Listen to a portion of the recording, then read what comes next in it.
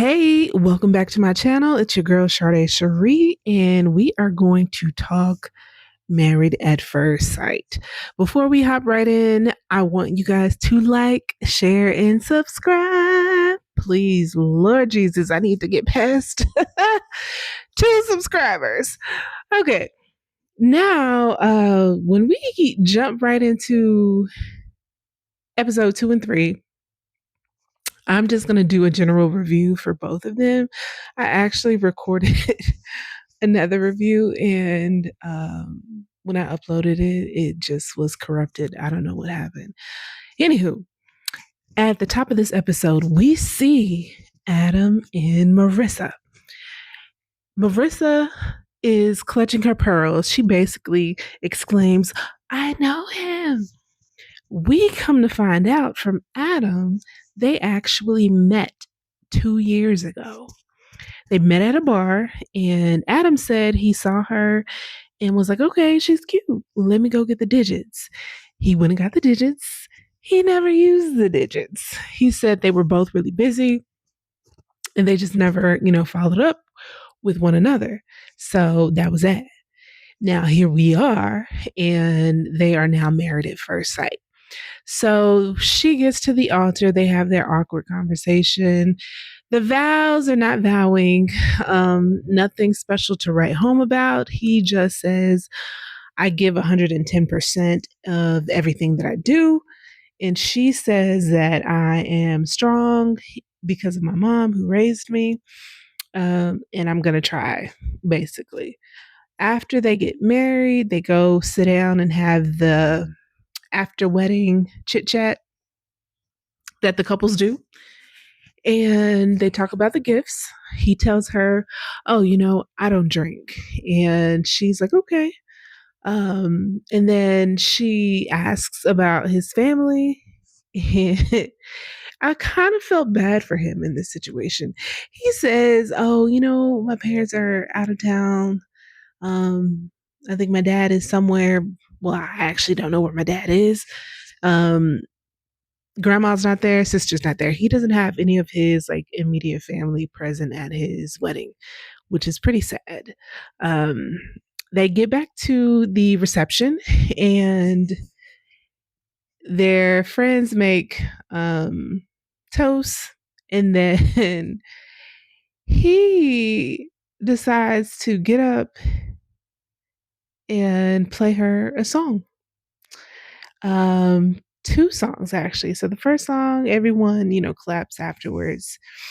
And that's cool. You want to get up, you want to serenade your bride, if you will, show her, hey, this is what I'm working with. I want to dedicate this to you. I dedicate basically the song to you. However, he does his own encore. Like, who does that? This is indicative of what I said in the last review. Adam has some serious issues. It seems like he has to be him. He wants to be top dog in every setting. And it's very odd. And I think it was just awkward for everyone at the reception. Even one of Marissa's bridesmaids was over there cackling, honey, cackling. It was just very weird.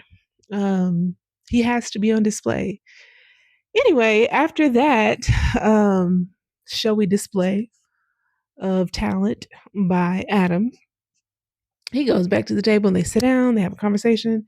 And this had me side eyeing Marissa. She's like, oh, I guess you're not going to do a mother son dance. And he was like, huh? And she repeated it. Oh, you're not going to do a mother son dance. He was like, no. Girl, his mama ain't here. Why would you ask that man that? She is kind of annoying. I'm not even going to hold you.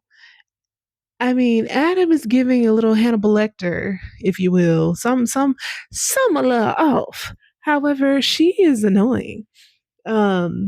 And that man could be he could not be less interested at being at that wedding reception. He looked like he wanted to be at his house on that lake on the jet ski. Like he was just waiting, looking at his watch for it to be over. He said he was attracted to her.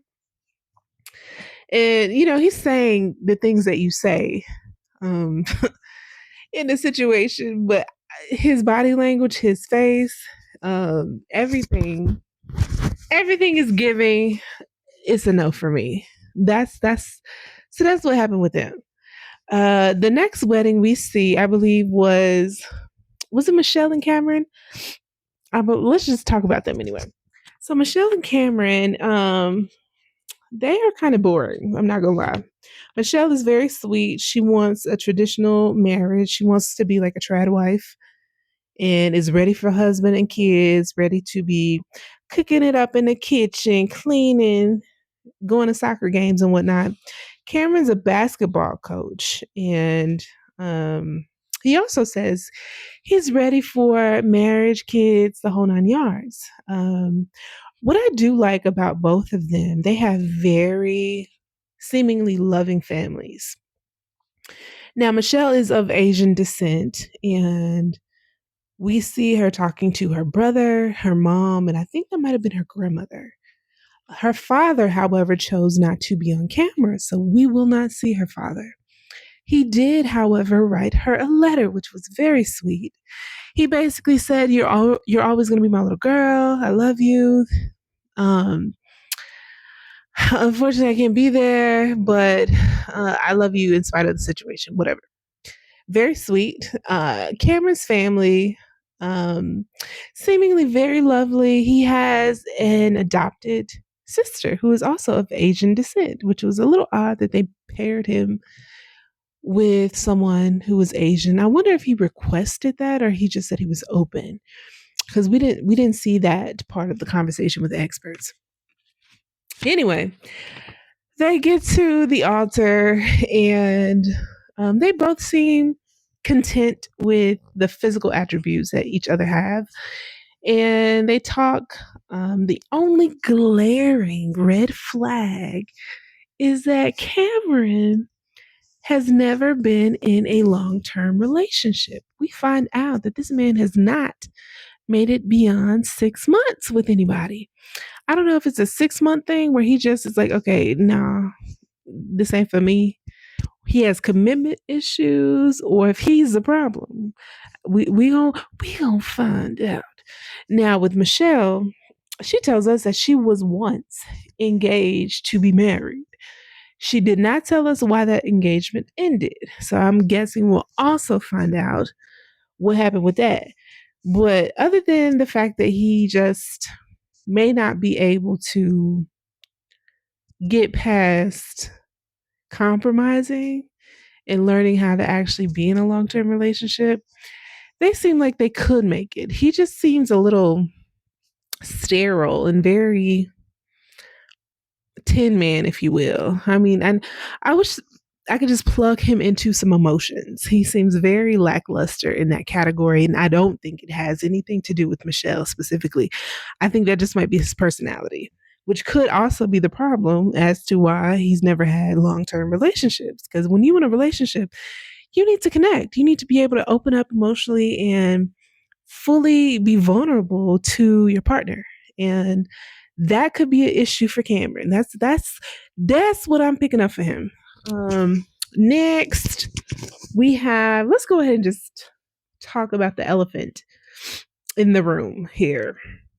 The internet is tearing them up, honey. When I say the experts did Nikki wrong, they did Nikki wrong. Now, I will say, Nikki and Sean, they do not aesthetically look mismatched to me. Like before Sean opens his mouth, they actually look like they match. Like he is not an ugly man.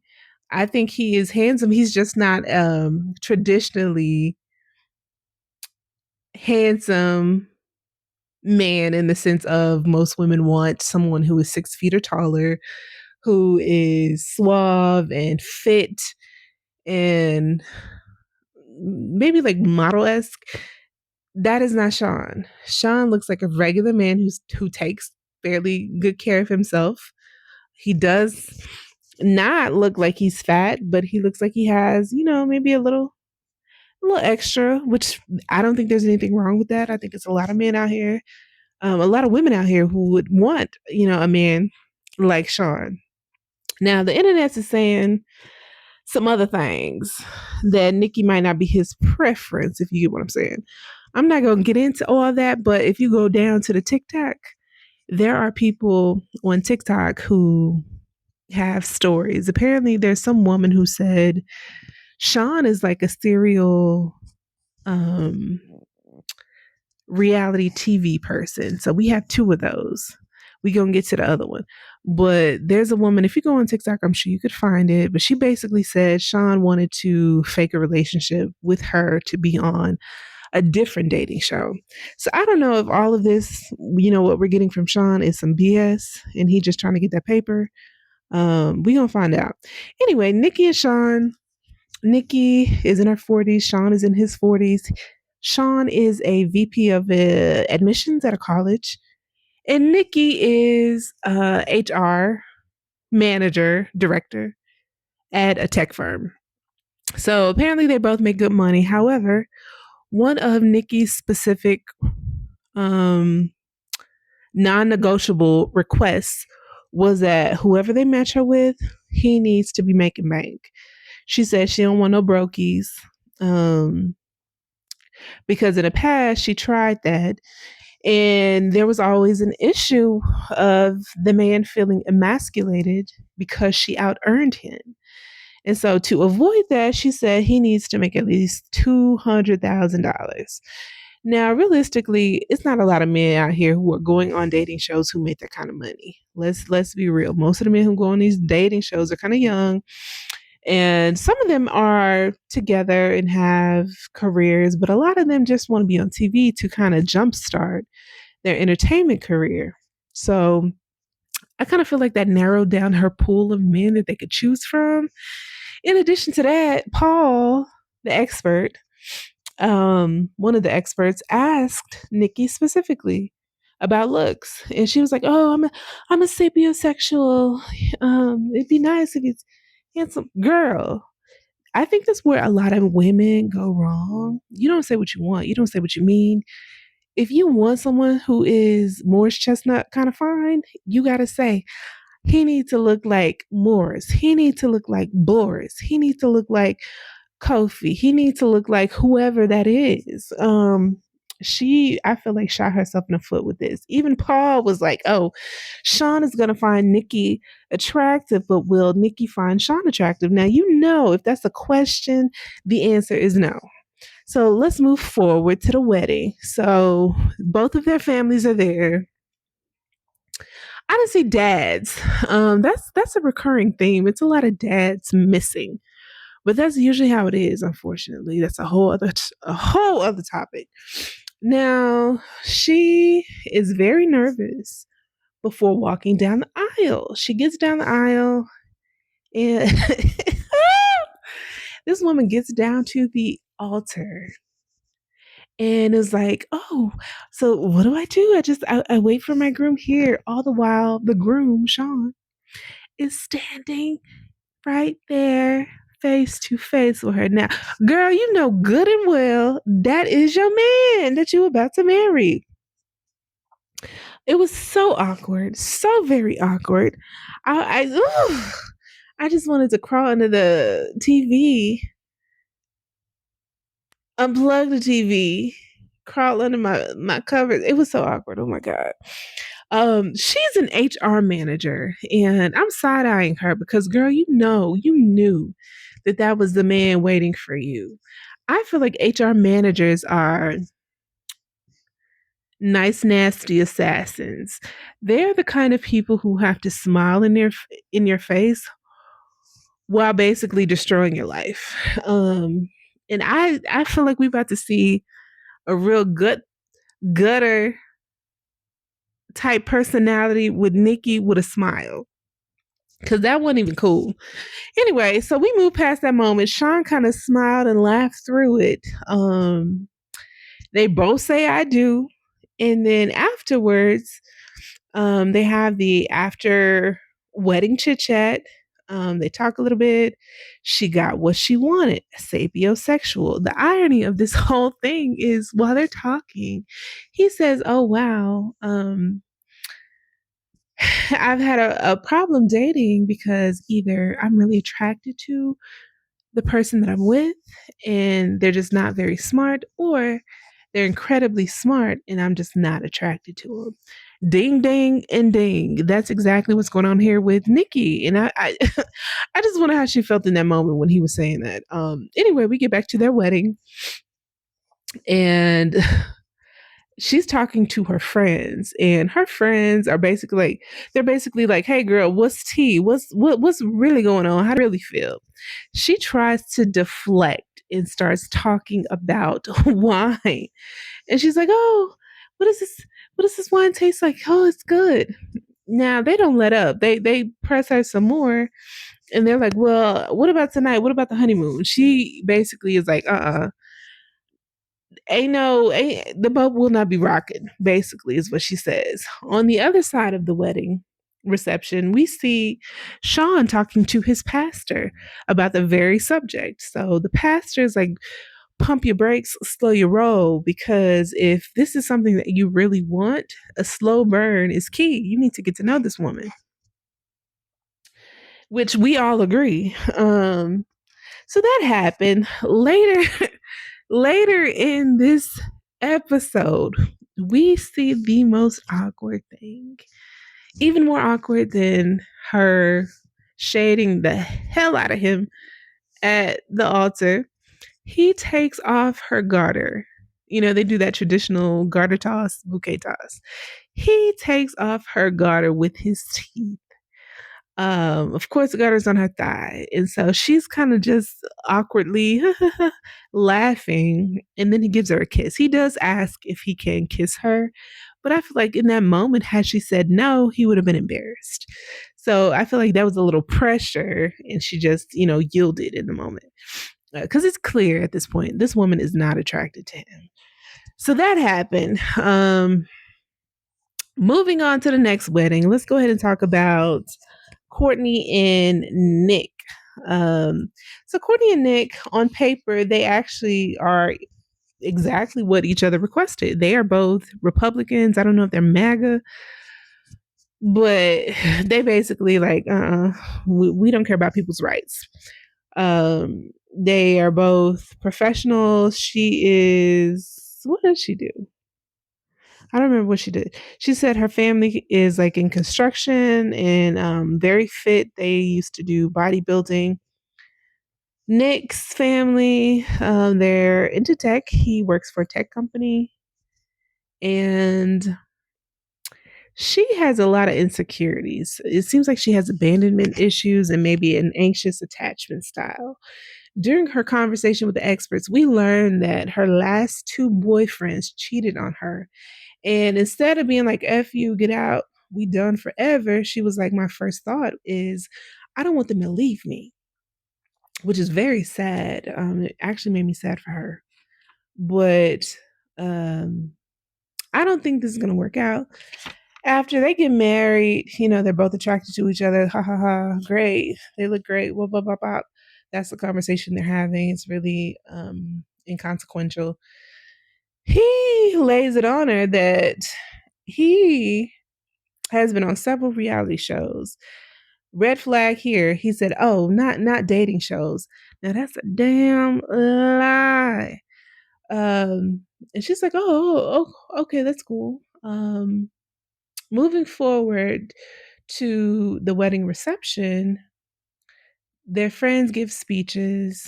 She's talking to his friends and then later talking to her friends. She finds out that he's been on like 4 or 5 reality shows, one of which or two of which were actually dating shows. And it's kind of like an open joke amongst his friends about how he wants to be on TV. Now, it seems very clear to me, and I'm sure other viewers, that this man just want to be on TV. Yeah, it's just it's not gonna work. She actually talks to her parents about what they thought about him, and they seem to like him, but they've spent, what, 2 hours with him. not a good indication, not enough time to get a good feel for a person. Nothing else interesting happened with that, but she is worried. You can see the worry in her face that, who is this man and why is he really here? So that was it. Next couple, we got Mecca and Belle Jolie. So we actually saw them get married last episode, but here we see more of the reception. So right after they get married, we see Mecca's father, Logic, having a conversation with Belle Jolie, just trying to suss out how she really feels about Mecca. She says, "Oh, he's like a 8, 9 out of 10. I'm glad he has a great personality and he's black." And Logic is just doing entirely too much. We about to get to that.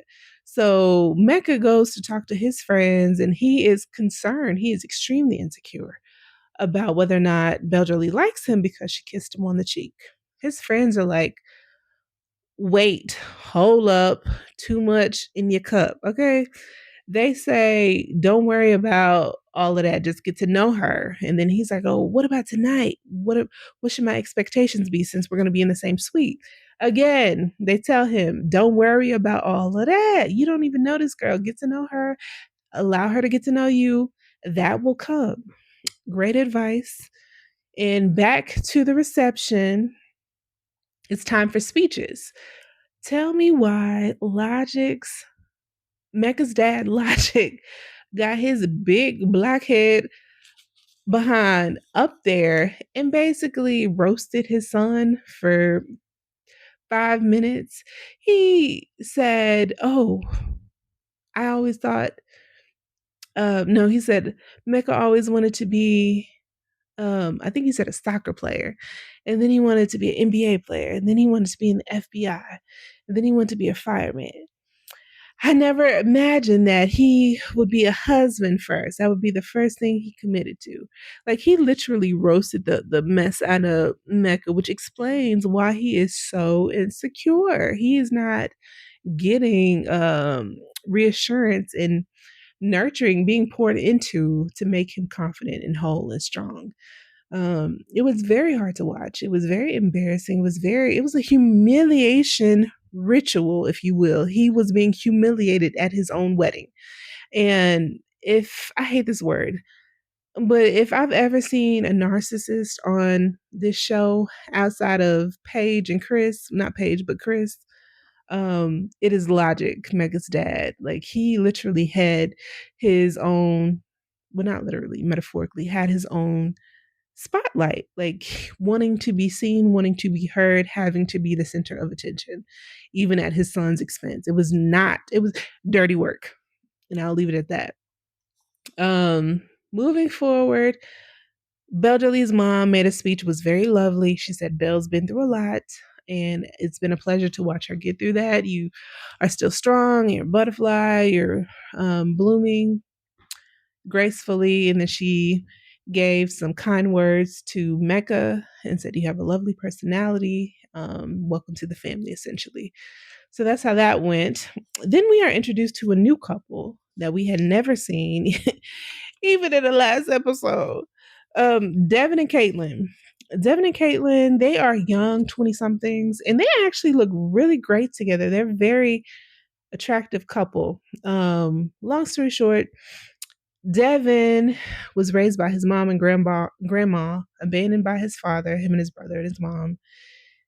Caitlin has both of her parents and siblings, and her father is not a supporter of the day, so he will not be walking her down the aisle, but he will be present.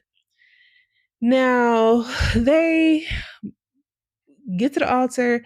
Both of them look thoroughly pleased, meaning they are very attracted to one another. They literally fit exactly what they requested. So good job, experts there.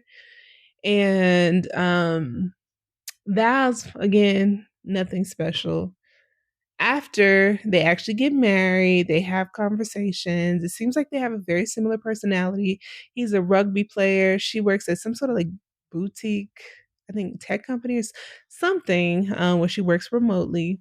So she would be able to travel, in theory, if he had games or whatever. Her father stood up at the wedding twice, once during the actual ceremony and then once again at the reception to basically give them support and say, "Hey, I'm glad I showed up. I'm rooting for you guys. That was nice." He had a conversation with Devin and said, "Hey, this is my baby girl. She's all that in a bag of chips. I need to get to know you to make sure I can trust you." And Devin was like, "You know what? I'm not chopped liver, but I understand. I do want to earn your respect." They shook hands. Decent conversation. Um, I really think they might have a chance. We don't know much about their personalities outside of what we saw at this wedding, so we'll see. Now, they actually showed some scenes from my favorite couple, Felipe and Tori's wedding, which I just love their families. Out of all the families, I love theirs. So, Felipe and Tori seem very attracted to one another. Their families got up and spoke and gave toasts that were great, basically saying, "Hey, Felipe's a good time. He loves to party, loves to dance, but he has a heart of gold." Tori's sister was like, "Hey, this is my best friend. She is loving. You got to take care of her. We love her very much. She's a treasure to our family." And yeah, it was a very beautiful moment. Tori and Felipe's mom embraced. They had a mother son dance, and his mom was like, "She's charmed all of us." Speaking about Tori, she's charmed us. Very lovely woman. I'm hopeful for them. If Felipe just, hopefully he's not an F boy, but we'll see. Um, all the makings are there, but I'm very happy that they matched them together. Overall, I think it will be some drama, especially with Nikki and Sean.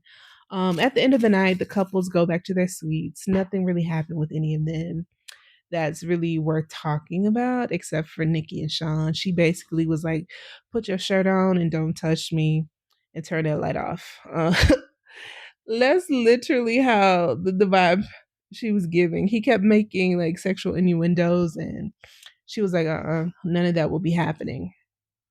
Um, and that was the end of the episode. So we'll see how it goes moving forward. Drop down in the comments and tell me your thoughts. Who is going to make it? And what do y'all think about Nikki and Sean for real though? Are the experts to blame, or is Sean perpetrating?